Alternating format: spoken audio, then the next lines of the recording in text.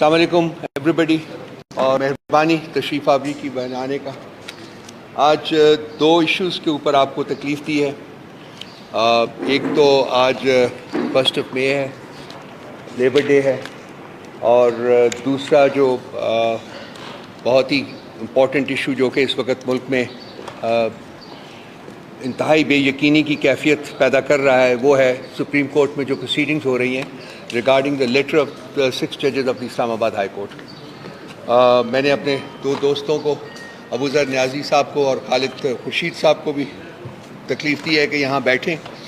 اور آپ سے گفتگو کریں۔ ایک تو لیبر ڈے کے بارے میں، جب ہماری حکومت تھی تو ایک ویلفیئر اسٹیٹ کے لیے ایک سیریس قسم کی ایفرٹ جو تھی اس کو انیشیٹ کیا گیا تھا، اس کو شروع کیا گیا تھا۔ انفارچونیٹلی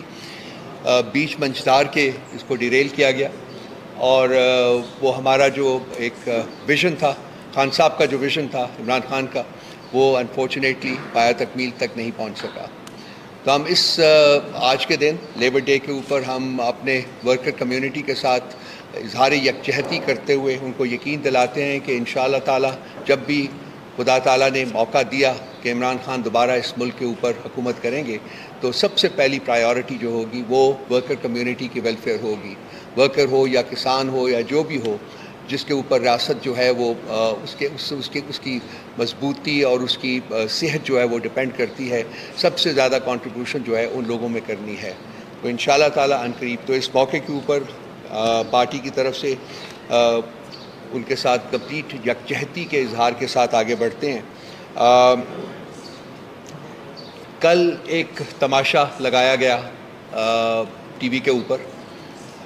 سپریم کورٹ کی پروسیڈنگز ہو رہی تھیں ان 6 لیٹرز کے بارے میں جو کہ اسلام آباد ہائی کورٹ کے چیف جج صاحبان نے 6 جج صاحبان نے لکھا ہوا ہے۔ جیسا کہ میں ایک پہلے پریس کانفرنس میں کہہ چکا ہوں کہ ہونا تو یہ چاہیے تھا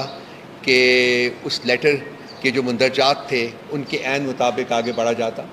وہ خط جو تھا وہ سپریم جوڈیشل کونسل کو ایڈریس کیا گیا تھا، so it deserved notice by the chief justice under article 184(3)، لیکن انفارچونیٹلی ویسا نہیں کیا گیا، اور وہ ایگزیکٹو کو ایڈریس فارورڈ کیا گیا، اور چیف پرائم منسٹر صاحب کو یہ کہا گیا کہ جی آپ ایک کمیشن بنائیے اور اس کی جو اس کے ہیڈ کو بھی آپ ہی اس کا تعین کریں اور وہ اس معاملے کو دیکھے۔ اب ہمیں نہیں بھولنا چاہیے کہ اس لیٹر میں جو 2 لوگوں جن کو امپلیکیٹ کیا گیا تھا ان میں سے ایک ایگزیکٹو بھی تھا، دوسرا آف کورس انٹیلیجنس ایجنسیز ہیں اور ان کے آپریٹرز ہیں۔ تو ایک امپلیکیٹڈ شخص کو رسپانسبلٹی دینا کہ جی آپ ہی کمیشن بنائیں اور آپ ہی اس کا ہیڈ مقرر کریں تاکہ وہ اس کو انکوائر کر سکے، اس کو دیکھ سکے کہ کیا ہے، وہ خود بذات خود ایک کرائم تھا ہماری نظر میں، ایک جرم تھا جس کے مرتکب چیف جسٹس صاحب ہوئے تھے۔ لیکن اس کے بعد کرنا یہ ہوا کہ جن صاحب کو اس کا ہیڈ بنایا گیا انہوں نے ریکوز کیا، انہوں نے کہا جی کہ میں ایگزسٹنٹ ٹی او آرز کے انڈر کام نہیں کر سکتا اور میں جسٹس نہیں کر سکوں گا۔ تو اس کے بعد انڈر کمپلشن چیف جسٹس صاحب نے اس کا نوٹس لیا، سو موٹو لیا، اور 6 ججز کا یہ 7 ججز کا تو ایک ریکوز کر گیا تھا، 7 ججز کا بینچ کانسٹیٹیوٹ کیا اور وہ ریکوز کر گیا، باقی 6 ججز کا بینچ تھا۔ تو اس کی کل پہلی جو موٹ ہوئی تھی، اس سے پہلے ایک لیٹر لکھا گیا چیف جسٹس صاحب نے مختلف ہائی کورٹس کو لکھا جی کہ آپ بھی اپنی جو پروپوزلز ہیں آپ کی جو سجیشنز ہیں وہ دیجیے۔ تو اسلام آباد ہائی کورٹ تو پہلے ہی دے چکی ہوئی تھی، اس کے بعد Lahore high court, Peshawar high court اور بلوچستان ہائی کورٹ نے جو اپنے جواب دیے ہیں وہ اس سسٹم کی انڈائٹمنٹ ہے، یعنی کہ اسلام آباد ہائی کورٹ کے 6 جج صاحبان نے جو لکھا تھا وہ کچھ بھی نہیں ہے ایز کمپیئر ٹو ان چیزوں کے جو کہ ان 3 اور ہائی کورٹس نے اپنے جوابات میں ان میں لکھے ہوئے ہیں۔ اگر وہ میرا خیال اگر آپ پڑھ لیں جوابات تو آپ کو خود اندازہ ہو جائے گا کہ بیسک بات یہ ہے کہ ان تمام ہائی کورٹس نے اسلام آباد ہائی کورٹ کے 6 ججز کی جو کنٹینشن ہے انٹرفیئرنس کی اس کو انڈورس کیا ہے، بلکہ اس سے بھی آگے گیا کہ انٹرفیئرنس ہو رہی ہے اور انٹرفیئرنس باہر کے اداروں کی طرف سے ہو رہی ہے۔ تو اب ان کانٹینٹس کو اگر آپ لے کے آگے بڑھیں تو چیف جسٹس صاحب کی ہمارے نزدیک ذمہ داری بنتی تھی کہ وہ ان کو انویسٹیگیٹ کریں. لیکن کل جو ہم نے تماشا دیکھا ہے ٹی وی اسکرین کے اوپر, اس میں وہ سارا وقت جب کہ پروسیڈنگز ہو رہی تھی وہ ایک ہی بات کر رہے تھے کہ انٹرفیرنس میرے عہد میں نہیں ہوئی اور انٹرفیرنس اندر سے بھی ہوتی ہے. کنسیکوینٹلی وہ پاکستان کی ورچولی تمام judiciary at Islamabad high court, at Lahore high court, at Balochistan high court, at Peshawar high court, اور آلسو ججز sitting on either side of him in that supreme court bench, ان تمام کی جو کنٹینشن تھی, چیف جسٹس صاحب کی واحد آواز ہے جو اس کے ساتھ ایگری نہیں کر رہی تھی, اور وہ اکیلی آواز یہ کہہ رہی تھی کہ انٹرفیرنس نہیں ہو رہی, یا یہ کہ میرے دور میں انٹرفیرنس نہیں ہوئی. حالانکہ وہ جو لیٹر اسلام آباد ہائی کورٹ کے جج صاحبان نے لکھا تھا اس میں انہوں نے اسپیسیفکلی مینشن کیا تھا کہ ایک میٹنگ کے دوران, یہ اس وقت سینئر پیوری جج تھے, ان کی پریزنس میں ہم نے اپنے جو سبمیشنز تھی وہ کی تھی regarding interference by the establishment and by the executive. تو ان کا یہ کہنا کہ جی ان کے دور میں نہیں ہوا ڈز ناٹ مین کہ انٹرفیرنس نہیں ہوتی رہی یا انٹرفیرنس نہیں ہو رہی. ہماری کنٹینشن یہ ہے, جیسے کہ پاکستان کے تمام جج صاحبان کی ورچولی اب یہ کنٹینشن ہے کہ انٹرفیرنس پاسٹ میں ہوتی رہی ہے اور اب بھی ہو رہی ہے, اور جب تک ہم کوئی کریڈیبل میکنزمز نہیں ڈیولپ کریں گے اس وقت تک ہوتی رہے گی. اور ان کریڈیبل میکنزم کے ساتھ ساتھ ایک اور امپورٹنٹ چیز یہ ہے کہ آپ نے ان لوگوں کو جن کو original letter of the Islamabad high court میں امپلیکیٹ کیا گیا ہے, that means the executive and the intelligence agencies and their operators, ان کے خلاف اگر آپ پیونیٹیو ایکشن نہیں لیں گے تو یہ انٹرفیرنس جاری رہے گی. یہ ہماری کنٹینشنز ہے. سو آج کی سچویشن جو ہے وہ یہ ہے کہ ایک طرف پاکستان کے چیف جسٹس صاحب کھڑے ہوئے ہیں اور دوسری طرف پاکستان کی تمام جوڈیشری کھڑی ہوئی ہے. یہ شخص پوری جوڈیشری کے ساتھ لڑائی کر رہا ہے. کیوں کر رہا ہے اس کی ایک بیک گراؤنڈ ہے. میرے دوست نے مجھے کہا تھا کہ کچھ کہنے کی ضرورت نہیں ہے, میرا خیال ہے کہ آپ سمجھتے ہیں.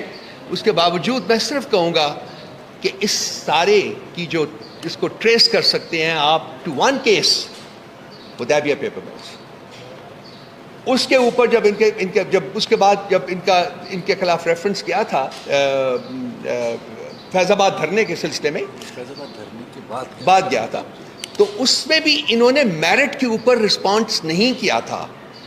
اور بالکل آل شریفین کی طرح انہوں نے بھی ایک ٹیکنیکلٹی کا سہارا لے کے اپنے آپ کو بچایا تھا کہ میں کسی اور کی بسکیٹس کی رسپانسبلٹی نہیں لے سکتا.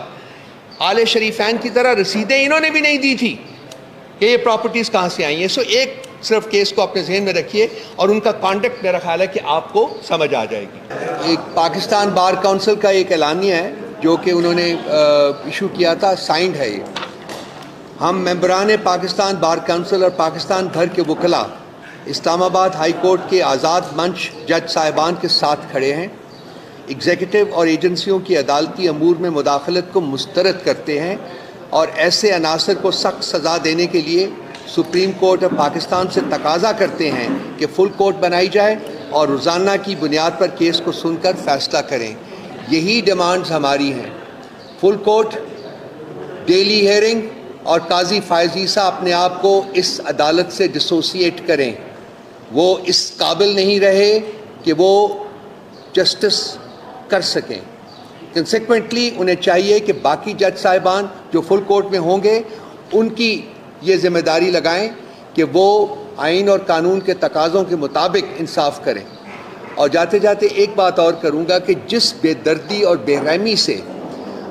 پنجاب حکومت اس وقت کسانوں کے ساتھ ان کا رویہ ہے, برتاؤ ہے, آپ بھی دیکھ رہے ہوں گے, یہ پاکستان کے لیے اور پاکستان کے مستقبل کے لیے ایک انتہائی غلط قدم ہے. ان کے بیسک حقوق کو پامال کیا جا رہا ہے. ان کو ان کی پروڈکشن کاسٹ سے کم قیمت کے اوپر گندم فروخت کرنے کے لیے اوپر مجبور کیا جا رہا ہے. کیوں؟ اس لیے کہ اس حکومت نے اور اس کی پاسٹ حکومتوں نے بغیر ڈیمانڈ کے ایویلویٹ ہونے کے انہوں نے گندم باہر سے امپورٹ کر کے رکھی ہوئی ہے اور وہ گندم جو ہے اس کو بیچنا ہے. تو وہ گندم بیچی جا رہی ہے in preference to the wheat produce of the farmers. ان کا معاشی قتل ہے یہ. اور جس بے دردی سے ان کے ساتھ ڈیل کیا جا رہا ہے ہم اس کے اوپر اسٹرانگ پروٹیسٹ کرتے ہیں. ہماری پنجاب کی لیڈرشپ وہ